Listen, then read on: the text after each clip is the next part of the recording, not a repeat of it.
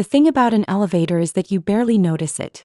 It's just this temporary brightly lit box that moves you efficiently between point A and point B, a purely functional piece of a much larger, more complicated building, and you only think about it when it's slow or when it's crowded or, as I was about to find out, when it simply decides to stop being an elevator and become something else entirely.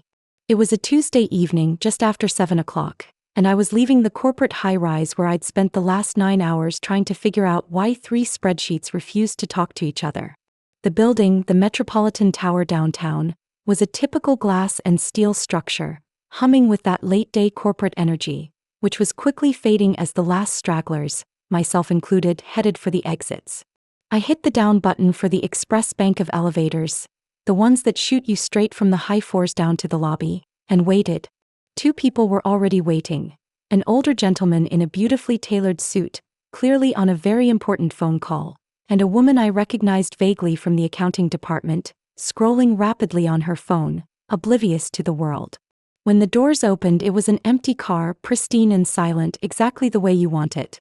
The suited man stepped in first, still talking in hushed, serious tones about quarterly reports, and then I followed, hitting the L for lobby, and the accounting woman trailed in, not even looking up. The doors hissed shut and we began the descent from the 42nd floor. The first 20 floors were uneventful, just the familiar gentle whooshing sound of air displacement and the numbers lighting up in order. I was checking my watch, already calculating how quickly I could grab a quick dinner and crash on the couch. The suited man's voice was the only real noise, a low, constant murmur that was easy enough to tune out. Then somewhere around the 21st or 20th floor, that smooth downward movement faltered. It wasn't a jolt, not at first. It was more like a subtle, sickening lurch, the kind that makes your stomach briefly float, followed by an immediate grinding halt. The lights didn't flicker, which was strange. They just stayed on, bright and sterile, bathing the polished steel walls in a harsh, unchanging glare. But the silence that immediately followed the halt was absolute, heavy, and immediate, like someone had suddenly hit the mute button on the entire city. It swallowed the suited man's phone conversation mid-sentence. He actually froze mid-syllable, his hand still gesturing slightly. The accounting woman finally looked up from her screen, a frown slowly replacing her expression of mild annoyance. "What was that?" she asked, her voice sounding oddly loud in the enclosed space. The suited man, clearly used to being in charge, was the first to react. He pressed the door open button repeatedly, his thumb hitting the cold metal with increasing urgency. Nothing happened. The L button, which had been brightly lit, was now dark, as were all the other floor buttons. The only thing glowing was the small, unassuming alarm button and the emergency call icon, both uncomfortably close together. "We're stuck," he stated unnecessarily. It was clear to all of us. The air immediately felt heavier, thicker. You could hear the faint, high-pitched hum of the machinery, a sound you never notice when the car is moving, which was somehow more unnerving than any complete silence. I pulled out my phone. No service. Not even a single bar, which was impossible in the middle of a major downtown area. The steel cage of the elevator was acting like a Faraday cage, or maybe whatever had stopped the car had also knocked out the in-building repeaters. The accounting woman checked hers too, sighing in frustration when she saw the empty signal icon. The suited man, abandoning the door button, had already moved to the emergency phone. It was an old-school wall panel with a small speaker grill and a red button. He pressed and held it. A faint, distant buzzing sound started, but no voice answered. He tried again, holding it for a full 10 seconds this time. Still nothing but that low, persistent buzz, which did little to alleviate the feeling of being completely cut off. The minutes started stretching out, each one taking on the slow, viscous quality of molasses. We were suspended somewhere between the 21st and 20th floors, meaning we were high enough up that we couldn't just climb out, and too far down for anyone in the offices above to hear us without the alarm working. That's when the suspense really began to take root. It wasn't just the inconvenience of being stuck. It was the unnaturalness of the stop. There was no shaking, no power outage flicker, just a dead halt followed by a complete communication blackout. We started talking, of course, the nervous chatter that humans resort to when faced with a shared low-grade crisis. The suited man introduced himself as Mr. Harrison, a partner at a consulting firm on the 40th floor. The woman was Sarah, and I introduced myself as Alex. We established quickly that none of us had heard any alarms, fire bells, or prior warnings. The building had simply gone silent on us. Maybe it was just a power surge, Sarah suggested, but her voice lacked conviction. If it was a surge, the emergency lighting would be on, and the phone would be working off the backup battery, Mr. Harrison countered, his usual executive composure starting to fray around the edges. He looked like a man who was used to demanding immediate results, and the silent, unyielding elevator was an insult to his authority. I've never had this express bank fail. They have their own dedicated emergency generator. I leaned against the cool, slick wall, trying to control my breathing. The rational part of my brain kept offering bland explanations. A simple mechanical failure, a tripped circuit breaker, a safety feature engaged. But the more primitive part of my brain, the one that deals with primal fear, was screaming something else. It was the absolute lack of communication that was the most terrifying. In a modern office tower, you are never supposed to be truly isolated. Yet here we were. It had been about 15 minutes when the atmosphere shifted from anxious inconvenience to actual, prickling fear. Harrison had tried the alarm button again for the 10th time. And then we all heard it. It was faint, almost imperceptible, coming from somewhere above the ceiling panel, a metallic, almost scraping sound like something being dragged across a rough surface, or perhaps the sound of a cable being slowly, painstakingly cut. We all looked up simultaneously and silently. The sound stopped. We waited, tense, for maybe 30 seconds, holding our breath. Just as Sarah was about to whisper, "Did you hear that?" the sound started again, louder this time, accompanied by a faint, rhythmic thump. Thump. Thump. "That's not the machinery," I whispered, my mouth suddenly dry. "That's not normal elevator noise." Harrison's eyes, usually sharp and commanding, were wide with a look of dawning comprehension, or maybe dread.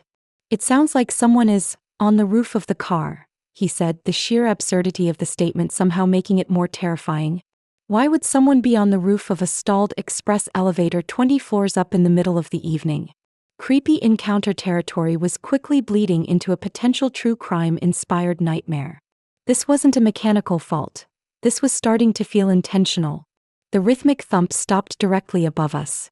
Then we heard a distinct, sharp clink, the sound of metal on metal directly over the center panel. Sounded like something small and hard being dropped, or maybe a tool being used. Sarah instinctively backed into the corner, pressing herself against the wall, her eyes fixed on the ceiling tiles. "We need to call someone," she stammered, frantically pressing her dead phone screen again. "The emergency line is dead, Mr. Harrison reminded her, his voice clipped and strained. He was pacing the tiny space now, his movements jerky. "We have to try and signal out." "But how?" The walls were solid steel, the doors were impenetrable. I looked at the only weak point. The small, thin gap at the bottom of the doors where the car met the shaft. I crouched down, getting a face full of dust and lint. I could see the concrete wall of the shaft rushing past, though wait, no, I couldn't. Everything was dark beyond the gap. We were suspended in the shaft, not moving. I tried to shout down a muffled, "Hello? Is anyone there?" But the sound just died immediately in the dark void. Then above us, the light changed. It wasn't a change in the internal lighting. That was still glaringly bright. It was a faint, almost sickly yellow glow that seeped in around the edges of one of the ceiling panels. And as the light appeared, the scraping sound intensified, now clearly originating from the panel closest to the light source. Someone was manipulating the ceiling access hatch. Panic, cold and sharp, finally hit me. This was no accident. Someone was deliberately trying to get in, and they had disabled the communications first. My heart was hammering against my ribs, a chaotic, loud drum in the unnatural silence. The feeling of being completely vulnerable, a trapped animal in a steel box, was overwhelming. This was the moment where the everyday scenario, a stuck elevator, slid horrifyingly into the realm of the extraordinary, the dangerous. This was the decision-making moment. We had to do something, and fast. "We need to hide," I hissed, pushing myself up. Harrison shot me a bewildered look. "Hide? In a 6x6 box, Alex? Or not hide from them," I clarified, my brain finally kicking into overdrive, the fear channeling itself into frantic, desperate logic. "Hide what we're doing. They're trying to disable the elevator car itself, or maybe gain entry. If they see us panicking or trying to fight the ceiling, they'll know we're on to them. We need to pretend it's a normal failure. This was a desperate gambit, leaning on the hope that whatever the person on the roof was doing, they might be relying on the element of surprise once they made entry. The scraping above us intensified, a nasty grinding sound as if the latch screws were being deliberately filed down. The yellow light was brighter now, a definite beam shining through the slight gap between the ceiling panel and the frame. "Okay, Mr. Harrison said surprisingly quickly, his executive instincts taking over again, even in this absurd situation. "We need to make it look normal. Everyone look bored. Look at your phones. Lean on the walls." We didn't have time to properly strategize. Sarah had already retreated to the corner, tears welling up in her eyes, silently shaking her head. I grabbed her arm firmly, meeting her gaze. "Sarah, please. Look at your screen. Pretend to text. Look annoyed, not terrified. It buys us time." She nodded, her face pale, and obediently brought her dead phone back up to her face, scrolling the screen as if waiting for a signal that would never come. Harrison stood by the control panel, his hands shoved deep into his trouser pockets, adopting the posture of a very rich man waiting impatiently for a very minor inconvenience to pass. I leaned against the back wall, crossing my arms, trying to regulate my breathing to a slow, steady rhythm, forcing my face into a mask of mild irritation. Every fiber of my being wanted to scream or run, but the chilling thought of the person above us slowly, deliberately making their way in, kept me paralyzed in a feigned state of composure. The suspense was nearly unbearable. The only sound in the entire world seemed to be the continuous, metallic grinding directly over our heads. It felt like they were sawing through steel, but it was too quiet for that, too precise. It had to be the access latch. They weren't trying to hide the noise anymore. They knew we were trapped and couldn't go anywhere. Then the grinding stopped. The yellow light went out, replaced by absolute darkness for a split second, and then with a small, sharp pop, a single ceiling panel was gently pushed aside, not completely removed, but just enough to create a dark, human-sized gap. The opening was directly above the center of the car, where the emergency hatch usually is. And then the sound. Not the sound of someone descending, not the sound of a voice, but the terrifyingly distinct sound of breathing. Heavy, slightly ragged breathing, amplified by the metal shaft in the enclosed space, and it was coming from the dark gap in the ceiling. We held our poses, frozen like statues, every muscle tight. I could feel the cold sweat tracking down my back. I risked a glance at Mr. Harrison. His face was a mask of rigid calm, but I could see the subtle rhythmic pulse beating rapidly in his neck. Sarah was still staring at her phone, her thumb moving in a meaningless loop on the glass. The breathing continued for what felt like an eternity. It was a moment of pure, agonizing tension. The person above was clearly watching us, assessing the situation below. They saw three people acting exactly how people act when they're inconvenienced by a stuck lift. Impatient, annoyed, but ultimately passive. They weren't seeing three people who knew they were being hunted. Finally, a hand appeared in the gap. It was gloved, a heavy, dark work glove, and it reached down slowly, feeling around the lip of the opening. It was followed by a dark shape, a shadowy form silhouetted against the dim, ambient light of the shaft above. The person began to lower themselves down, slowly and deliberately, 1 foot at a time. The first foot landed with a soft, padded thud on the car floor. It was a man, large and heavily built, wearing dark clothes, a baseball cap pulled low, and a dark cloth covering the lower half of his face, obscuring everything but his eyes. His eyes were what I focused on, cold, analytical, and utterly devoid of emotion. He was carrying something in his right hand, something long and cylindrical, which, with a sickening lurch of understanding, I recognized as a heavy-duty crowbar. He stood there for a moment, fully in the car now, the door to the ceiling hatch left ajar above him. He surveyed the three of us with those dead, chilling eyes. The silence was even more profound now, broken only by his deep, steady breathing. The fluorescent lights glinted off the steel of the crowbar. Then he made his move. He didn't shout, he didn't explain, he didn't even acknowledge our presence verbally. He simply took a long, slow step toward Mr. Harrison, who was closest to the door. This was it. The moment of confrontation. My adrenaline surged, flooding my body with ice-cold energy. "Sir, Mr. Harrison said, his voice surprisingly steady, adopting the tone of a high-powered executive addressing a junior staffer who had made a catastrophic error. "You shouldn't be here. You need to identify yourself. This is highly irregular." The man didn't respond. He simply raised the crowbar slightly. That was the trigger. I had planned for this moment not with a weapon but with a distraction. I had noticed while we were waiting that one of the advertising plaques on the side wall was loose, slightly askew. As the man took his second step, I exploded into action. Not toward him but toward the wall. I lunged and slammed my hand against the loose plaque, wrenching it free from its magnetic moorings. It wasn't a large object, maybe a foot square, but it was enough. I hurled it with all my strength, not at the man but at the control panel directly behind him, aiming for the glass covering the floor buttons. The shattering glass was deafening in the enclosed space. Crash. The distraction worked perfectly. The man flinched, turning his head sharply toward the sound, his concentration broken for a fraction of a second. This was all the time I needed. I didn't wait to see what Mr. Harrison or Sarah would do. I didn't try to reason or fight. I went for the only possible exit, the man's point of entry.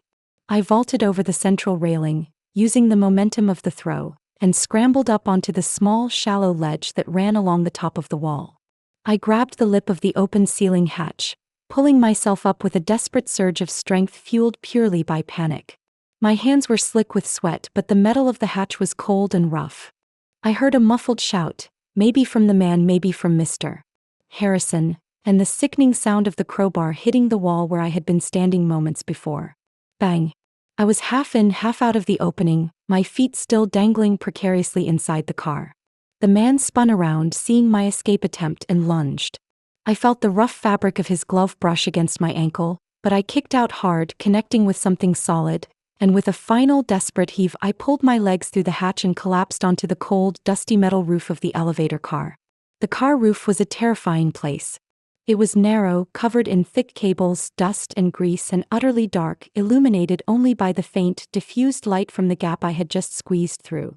I scrambled away from the opening, blindly pulling the panel shut with a desperate yank. It didn't latch completely, but it was enough to obscure the light and the sight line. I was lying flat on the roof of the car, the rhythmic, heavy breathing of the man below now muffled but still audible. The silence was back, punctuated by my own ragged gasps and the distant sound of the city, which seemed a million miles away. I was on the roof of a dead elevator 20 floors up, with a potentially murderous stranger trapped below, desperately trying to figure out how to climb the sheer, dark wall of the elevator shaft without a harness or light. This was pure survival situation now. My heart was beating so hard I thought it might punch through my chest. I had to move, but I couldn't move down and I couldn't move sideways. The only way was up. I had to climb the cables. I carefully felt around the darkness until my hand closed on the main steel hoist cables. Thick, oily, and cold. They were massive, almost the diameter of my wrist. I couldn't grip them, not really. But a few feet away I found the traveling cable, the thick ribbon of wires that connects the car to the control systems. It was thicker than the steel cable, more manageable but far more fragile. A bad move and I could sever it, potentially plunging the car, and the people inside, to the bottom of the shaft. But I had no choice. I started to climb slowly, agonizingly, using the traveling cable as a crude handhold and a smaller auxiliary steel wire as a footrest, pulling my weight upward with sheer arm strength. The whole setup was slick with lubricant and dust, making every movement a terrifying risk of slipping and plummeting into the darkness. Below me, I heard a terrible metallic rattle as the man inside tried to force the ceiling hatch back open. He was likely using the crowbar to pry it. I didn't know if Mr. Harrison and Sarah were safe, or if they were fighting him, or if they were just terrified statues waiting for the inevitable. The thought of them spurred me on. I had created the distraction. I had to use this temporary advantage. I climbed another 6 feet. My muscles were screaming, burning from the strain. The air in the shaft was stale, metallic, and cold. I kept my head down, focusing only on the next few inches of upward movement. The goal was simple. Get to the nearest landing door, the door to one of the upper floors, and find the release lever. Then the worst sound of all. A loud pang.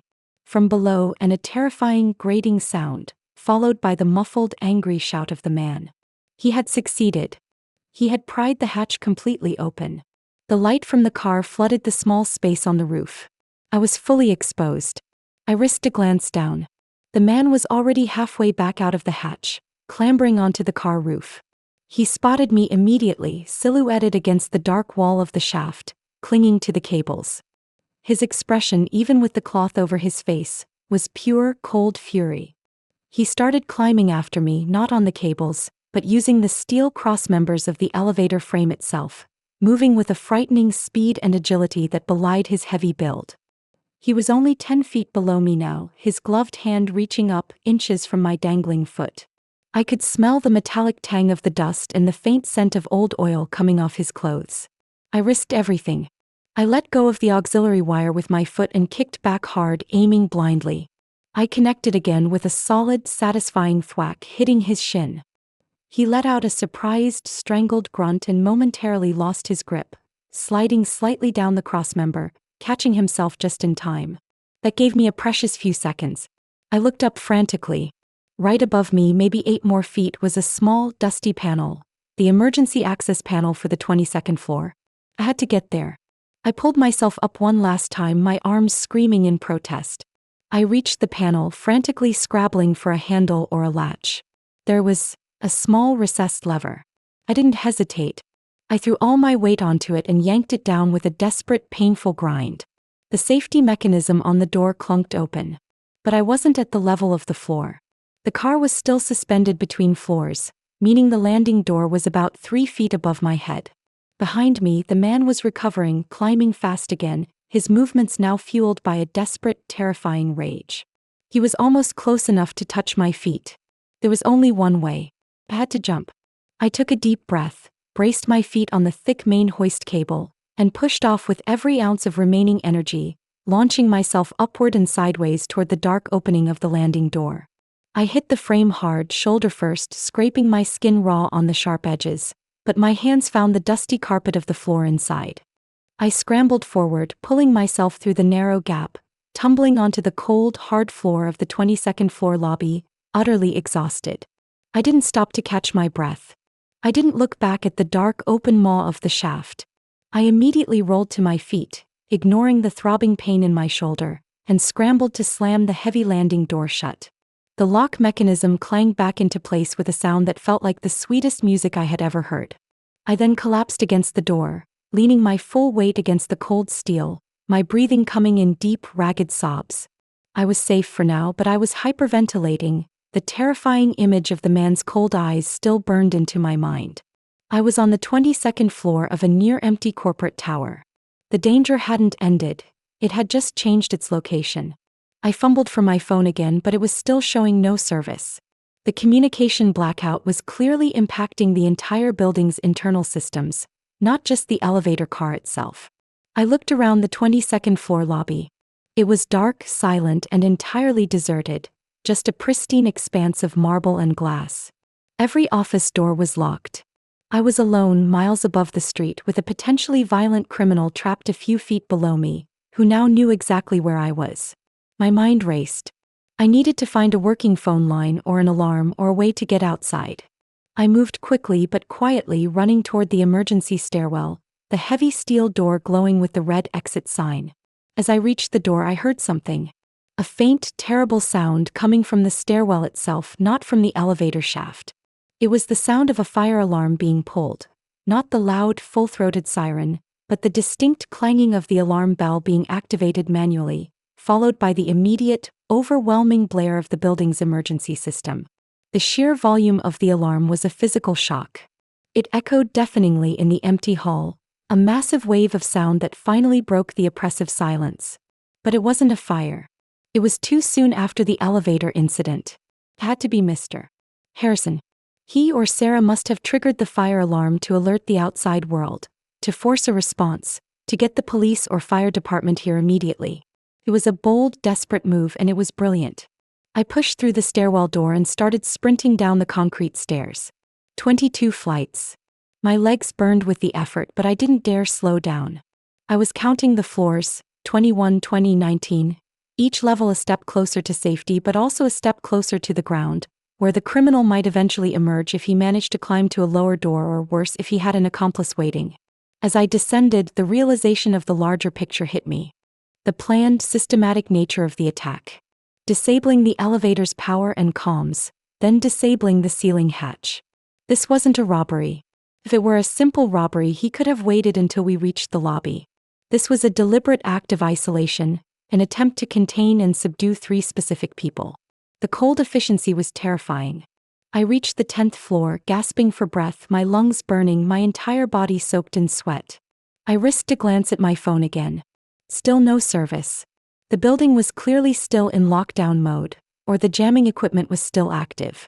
I reached the lobby level, the L floor, and burst through the heavy stairwell door. The lobby was no longer empty. The fire alarm was still screaming, but in the distance, I could hear the faint but unmistakable sound of sirens approaching. The fire alarm had worked. And then I saw the scene. Near the elevator bank, several people were already there. 2 of the building's security guards, looking frantic and confused, talking rapidly into their radios, and a woman, Sarah, who was crouched down near a potted plant, clearly in shock, being tended to by one of the guards. Harrison was standing tall, his suit now slightly rumpled, his breathing ragged, but he was pointing furiously at the closed express elevator doors, talking to the other guard. He's still in the shaft. He attacked us. He had a weapon. I heard him yell over the blare of the alarm. I ran to them, practically throwing myself at Mr. Harrison. Are you okay? Sarah? Where's he? He turned, his eyes widening in relief and shock. Alex. You made it out. We didn't know. We thought he had you. He put a hand on my shoulder, his grip firm. He's still up there. When you distracted him, he panicked. He couldn't get back into the car quickly enough. I managed to use his momentary confusion to run to the fire alarm panel here in the lobby and pull it. It was the only way to get a response. Sarah looked up, her face tear-streaked. He was so calm. He just stood there looking at us. Like we were furniture. The lobby doors burst open and 2 uniformed police officers and 3 firefighters rushed in, their voices booming commands that were barely audible above the alarm. I quickly relayed the situation to the police officer nearest to me, describing the man, the crowbar, and the specific elevator car we were in. The officers immediately sealed off the express bank. As the police and fire teams began their internal ascent to secure the building and the shaft, I collapsed onto a nearby bench, the adrenaline finally starting to drain away, leaving me weak and shivering. The immediate crisis was averted, but the twist was still hanging in the air. Why the elaborate isolation? An hour later, I was sitting in a police cruiser, giving a full statement, wrapped in a blanket the fire department had given me. Harrison was doing the same nearby. The fire department had stabilized the elevator and were working with the police to secure the man, who was apparently still trapped somewhere in the upper floors of the shaft, reluctant to emerge. Then a detective, a sharp woman named Miller, came over to me.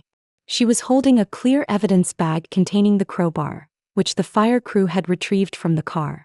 Alex, you mentioned the man didn't talk, right? He just showed you the weapon and moved toward Mr.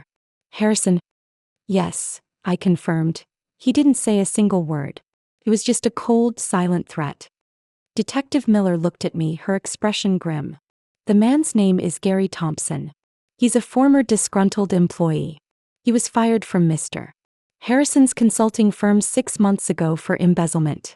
He had a vendetta, a very severe one. We found evidence in his car of a very detailed plan, including the comms jammer he used to take out the elevator's internal systems. I swallowed hard. So he was targeting Mr. Harrison. Specifically, she said, nodding. But here's the thing, Alex. When we finally got a look at his equipment, we found something else, something very recent. A crude map of the elevator shaft. And on that map, he had circled and highlighted the emergency access panel for the 23rd floor. I frowned, confused. But I climbed out on the 22nd floor. Exactly, Detective Miller said, leaning in. He planned to climb out 1 floor above where he thought the car would stop, to give himself the element of surprise when descending to the 22nd floor, which is where he was going to wait for the car to be retrieved. He planned this entire escape based on the 23rd floor exit. He was meticulous. She paused, letting the implication sink in. He didn't know you were on the roof. He didn't plan for a distraction, and he didn't plan for someone to be on the car with him who knew enough about high-rise building layouts to pick a different exit. Your frantic, unplanned escape to the 22nd floor not only saved you, but it effectively trapped him a floor above his intended escape route. He's trapped between two sealed floors with no easy way down. Your decision to jump to the wrong floor is what ultimately saved your life in Mr. Harrison's. The cold realism of the twist was staggering. It wasn't a miraculous action hero move. It was a desperate, panicked move that happened to break the meticulous, silent plan of a killer. The terror of the moment had forced me to choose the most immediate, reachable exit, and that single desperate choice, the decision-making moment under immense duress, had been the one factor the methodical attacker hadn't accounted for. The silence was terrifying, but my desperate action had been the noisemaker that broke his perfect plan, and the small, panicked error of choosing the wrong floor was the final, realistic, and utterly accidental twist that sealed his fate and ours. I shuddered, not from cold but from the horrifying realization that sheer, dumb luck and adrenaline had been the true heroes that night, not calculated courage, and that the greatest decision-making moment was simply the one the enemy could not predict. The silence had been broken, but the memory of those cold, dead eyes would live in the back of my mind forever. A permanent, chilling souvenir of a Tuesday night that started with spreadsheets and ended with a fight for my life 22 stories above the street. I still take the stairs now every single time. It's an inconvenience I'll gladly accept over the terror of that silent, steel box. The thought of that confined space and the man inside is enough to make my palms sweat even now. It's the ultimate everyday thriller. The idea that something so mundane, so routine as taking an elevator, can turn into a literal trap, a steel cage of fear where all the rules of public life are violently suspended. The fact that the threat was so personal, so targeted at an associate, and that I was just a terrifying, incidental passenger, only makes the whole experience more unsettling. I keep replaying the seconds, the moment I decided to throw the plaque, the horrifying leap to the 22nd floor, the clanging of the door locking shut. Every single one of those micro-decisions, fueled by pure instinct and the cold rush of adrenaline, lined up perfectly to thwart his intricate plan. He didn't account for instinct, for the chaotic energy of fear, and that was his downfall. The detective eventually let me go, suggesting I take a few days off and seek some counseling. I went home, but the apartment felt too open, too exposed after the confines of the elevator car and the shaft. I kept checking the windows, kept listening to the faint sounds of the street below, sounds that had been completely blocked out by the steel of the tower and the jammer. The silence I experienced in that box was more impactful than any noise. It was a premeditated silence, a silence that signaled control, and that is a truly terrifying thing to encounter. The lack of phone signal, the dead emergency line. It wasn't just a failure of machinery. It was the deliberate creation of a vacuum, a space where his rules applied and the outside world ceased to exist.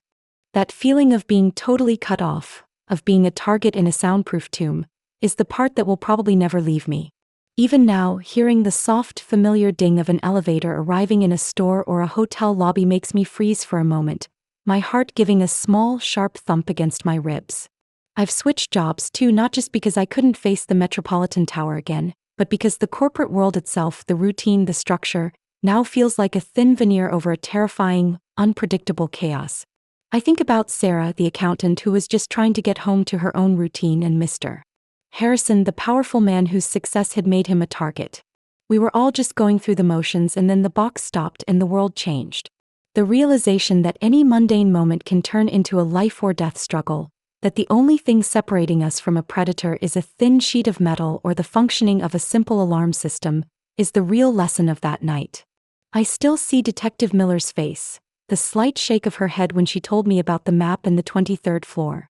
The fact that my mistake, my panicked, non-optimal choice, is what saved us. It's the kind of realistic, anticlimactic twist that only real life can deliver. No movie heroics, no perfectly timed intervention, just a desperate grab that broke the killer's concentration and sent me scrambling to the nearest exit, which happened to be the one place he wasn't looking. I keep the small dented plaque I threw at the control panel. It was returned to me as an evidentiary item, now useless but a powerful memento. It's a physical reminder that sometimes, the only way to break a perfectly executed plan is with a completely chaotic, improvised act. It stands as a testament to the night the silence in the elevator became the loudest, most terrifying sound I'd ever heard, a sound that screamed of intentional malice, and the desperate scramble that saved me from a fate I never saw coming, all because I chose the wrong floor.